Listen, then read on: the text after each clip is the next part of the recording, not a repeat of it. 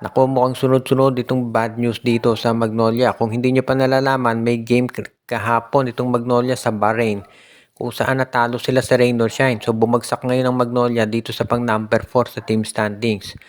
Ang matindi pa doon, na-injure itong si Jerome Lastimosa at si Paul Lee doon sa game sa Bahrain.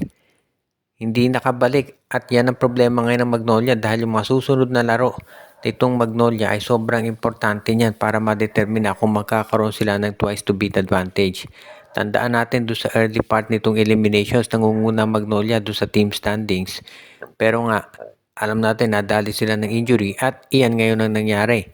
Kung ikaw naman itong Magnolia, syempre, yan ang kinakailangan pag-isipan mong mabuti kung paano ba ang gagawin para masiguro na hindi ka magkakaroon ng problema at bumagsak na at mawawala yung twice to beat advantage. Ngayon, dahil nga na-injure itong si Paul Lee at itong si Jerome Lastimosa, kinakailangan humanap ng kapalit nitong si Coach L.A. Tenorio para sa kanila.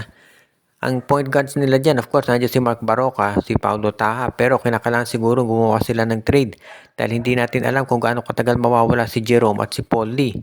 Pwede nila subukan kunin itong si Chris Banquero na naglaro na dati sa Magnolia Hotshots. Pwede rin itong si Evan Nelly na alam natin ay isa doon sa mga rising stars ngayon sa PBA. Ang importante dito para sa Magnolia ay dapat gumawa sila ng trade dahil ang hirap ng wala na nga si Jerome, wala pa si Paul Lee. Iyan yung top 2 guards ng Magnolia at na-injure pa sila dito sa pinaka-crucial na time ngayon. Kaya nga kinakailangan talaga na gumawa ng trade ng Magnolia para makakuha ng mga guards na magagamit.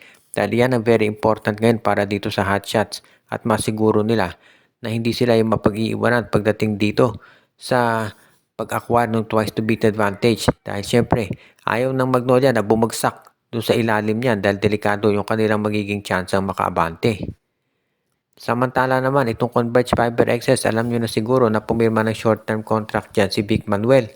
Pero hindi dyan natatapos yung kwento dahil itong Converge Fiber Excess daw ay gusto rin kumuha ng iba pang mga players para maging mas malakas itong kanilang frontcourt. Dahil sa ngayon, itong Converge Fiber Excess daw, seryoso dito sa kagustuhan nilang manalo ng kampyonato. Si Vic Manuel isang piraso yan na magagamit nila dahil ito'y low post player. Pero bukod dyan, ay kinukonsidera din daw nitong Magnolia, nitong Converge kung makukuha naman nila si Christian David mula dito sa Blackwater Bossing.